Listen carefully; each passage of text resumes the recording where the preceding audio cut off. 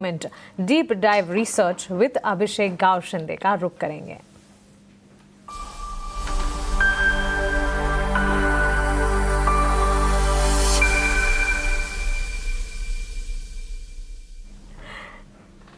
ET now स्वदेश के research head अभिषेक गावशिंदे हमारे साथ जुड़ गए हैं डीप डाइव रिसर्च में एक सेगमेंट पर बातचीत करने के लिए, और सेगमेंट है आरएसी यानी कि room air conditioning segment.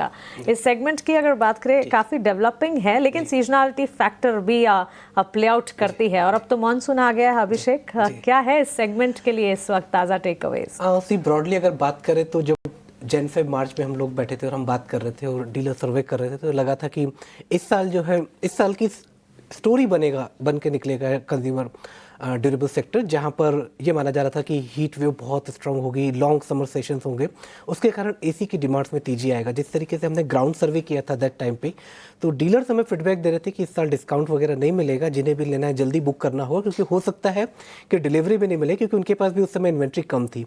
Compressors को लेकर इशू आ रहे थे, तो मैनेजमेंट और इवन डीलर्स भी इस तरह की बात करने लगे थे कि चाइना से कंप्रेसर्स नहीं मिल रहे हैं, तो उसके कारण प्रोडक्शन हो सकता है कम हो, डिमांड ज़्यादा हो, तो इसलिए आपको जल्दी बुक कर। पर जैसे जैसे टाइम पास हुआ, उसके हिसाब से लग रहा है कि इनिशियली एक्सपेक्टेशन से वो Q1 में मेट होते हुए नहीं दिख रहे हैं। ये जो अर्ली मानसून आया और इसके कारण जो समर शॉर्ट हो गई है, उसकी वजह से जो एसी की डिमांड थी उसमें गिरावट आने लगी है। और अब तो जो है जो इसके मैन्युफैक्चरर्स हैं या जो मैनेजमेंट्स हैं, वो भी इस तरह का इंडिकेशंस देने लगे। जो शुरुआती दौर में 20 से 25% की ग्रोथ की बात कही गई थी, वो जो है अब 10 से 15% भी हो जाए तो मैनेजमेंट का मानना है कि वो काफ़ी अच्छा होगा।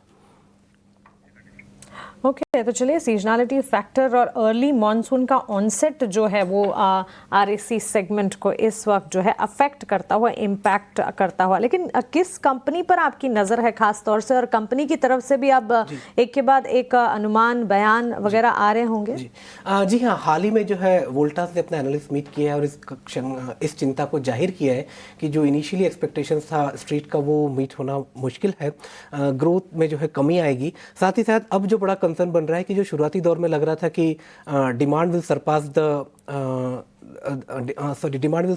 सप्लाई, वो सिचुएशन अब रिवर्स हो रहा है। अब जो है इन्वेंट्री बिल्डअप वाली सिचुएशन दिख रही है, और जिस तरीके से मानसून जो है वो बढ़ता जा रहा है, उससे ये अनुमान लगाया जा रहा है कि एसी की जो इन्वेंट्री है वो इस क्वार्टर के एंड एग्जिट में जो है वो रहेगी। और उसका सीधा मतलब है कि आने वाले क्वार्टर्स के लिए जो कंपनी के प्रोडक्शन का शेड्यूल था, उसमें कहीं ना कहीं जो है रिवर्सल आएगा। और वोल्टास के बारे में आपने जिस तरीके से बात की है, तो वोल्टास का लग रहा था कि इस सीजन में जो है कहीं ना कहीं एनालिस्ट भी और इन्वेस्टर्स भी एक्सपेक्टेशन लगा के बैठे थे कि उसके मार्केट शेयर में बढ़ोतरी होगी। बट जिस तरीके से ये ट्रेंड रिवर्सल आया है, और जो वोल्टास के पिछले 2-3 सालों में जिस तरह से मार्केट शेयर में गिरावट आई है, हालांकि कंपटीशन भी बढ़ने का उस पर असर है, तो हमें नहीं लगता कि इस माहौल के चलते हुए वोल्टास के मार्केट शेयर में इंप्रूवमेंट आएगा।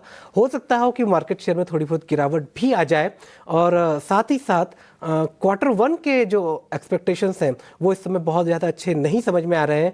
हो सकता है कि Q1 का परफॉर्मेंस जो वोल्टास का हो, उसमें पिछले साल और साथ ही साथ जो Q4 गया उसके मुकाबले जो है उसके प्रॉफिटेबिलिटी और टॉप लाइन में जो है गिरावट देखने को मिले।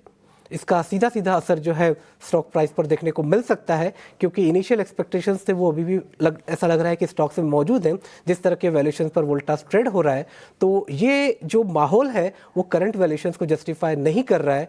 तो Q1 में जो एक्सपेक्टेशंस अभी आएंगी, उससे पहले हमें लग रहा है कि Q1 जो है कंपनी के लिए बहुत ज़्यादा अच्छा नहीं हो सकता। तो स्टॉक के वैल्यूएशंस में कहीं ना कहीं जो है करेक्शन देखने को मिल सकता है।